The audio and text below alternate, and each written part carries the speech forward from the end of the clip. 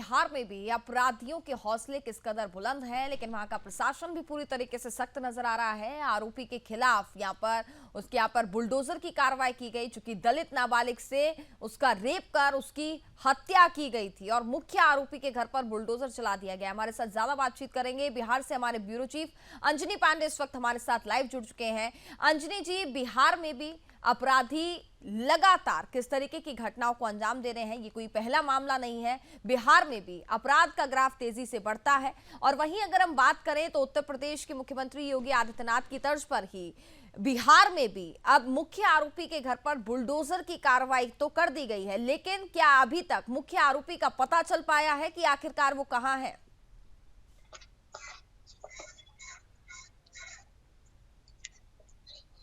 अंजनी जी। जी कनिका, देखिए बता दूं कि अभी तक जो आरोपी है उस आरोपी की गिरफ्तारी नहीं हो पाई है, लेकिन पुलिस जो है लगातार कार्रवाई कर रही है और इसी सिलसिले में बुलडोजर जो है वह मुख्य आरोपी के घर पर जो है वह चला दिया गया है, जिसकी वजह से उसके पूरे घर को नेस्तनाबूद कर दिया गया है। इसके पहले कुर्की जब्ती की कार्रवाई की गई और 12 बजे शनिवार के दिन 12 बजे तक के लिए जो है वो आत्मसमर्पण करने का मौका दिया गया था। उसके पहले शुक्रवार को इश्तेहार चिपकाया गया था और शनिवार के 12 बजे तक का समय दिया गया था आरोपी को आत्मसमर्पण करने के लिए, लेकिन 12 बजे के बाद जब तक आत्मसमर्पण नहीं करता है उसके बाद जो कार्रवाई है वो न्यायालय की कार्रवाई के आधार पर आगे जो है वो कुर्की जब्ती कर दी गई और कुर्की जब्ती करने के बाद उसके घर को जो है वो बुलडोजर से ढा दिया गया। तो जिस तरीके से आरोपी अभी भी फरार है, पुलिस उसके लिए छापेमारी कर रही है। न सिर्फ मुजफ्फरपुर बल्कि आसपास के इलाकों में भी जो है, आसपास के जिलों में भी जो है पुलिस कार्रवाई करती दिख रही है और मुख्य आरोपी की गिरफ्तारी के लिए जो है वो कहें तो पूरा जोर जो है वो पुलिस लगा रही है, लेकिन अभी जी। तक मुख्य आरोपी की गिरफ्तारी नहीं हो पाई। साथ ही साथ इस कांड में जो संलिप्तता है और 5 लोगों की जो अज्ञात लोगों के खिलाफ एफआईआर दर्ज किया गया है उनकी भी गिरफ्तारी नहीं हुई है, लेकिन एक मुख्य आरोपी को सहयोग प्रदान करने वाले जो भागने में सहयोगी रहा था उसे जो है फिलहाल गिरफ्तार कर लिया गया है गांव से ही, और उस गाड़ी से जिस गाड़ी से आरोपी को भगाया गया था उस गाड़ी को भी जो है पुलिस ने जब्त करके कार्रवाई जो है वो शुरू कर दी है। तो जिस तरीके से यह विभत्स घटना घटी, उस घटना के बाद से इलाके के लोग जो है वो आक्रोशित है और साथ ही साथ जो पुलिस है, पुलिस भी इस तरह की घटना को लेकर के जो है काफी संगीन दिखा पड़ रही है और जो आरोपी है उस आरोपी की धरपकड़ के लिए जो है काफी तेजी से प्रयास कर रही है।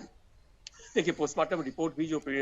मृतका है उसके पोस्टमार्टम रिपोर्ट भी आ गई है। पोस्टमार्टम रिपोर्ट में यह खुलासा हुआ है कि उसके साथ रेप तो किया ही गया है, लेकिन जिस तरीके से बात कही जा रही थी कि उसके निजी अंगों पर जो है वो प्रहार किया गया है उस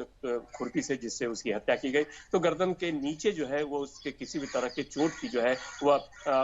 पुष्टि नहीं हो पाई है। तो हालांकि लेकिन एक बात जरूर पुलिस का मानना है कि जो आरोपी है उस आरोपी से जो परिजन थे उन जी। परिजनों की लगातार बातचीत हो रही थी और जिस वक्त सुबह में 12 तारीख की सुबह में जब मृतका की लाश मिलती है उसके पहले तक जो है वह आरोपी परिजनों के संपर्क में था और फोन पर लगातार बातचीत हो रही। यही वजह है कि कहा जा रहा है कि आखिरकार जब परिजनों से इस तरह से बातचीत होती थी और लगभग जो मृतका थी उससे भी कई दफे जो है वो इसकी बात हो चुकी थी, जिस रात इस घटना को अंजाम दिया गया उस रात भी उसकी फोन पर बात हुई है। तो इस तरीके से जिस तरह से विभत्स घटना को अंजाम दिया गया है, आखिर इतनी बात होने के बाद या बातचीत के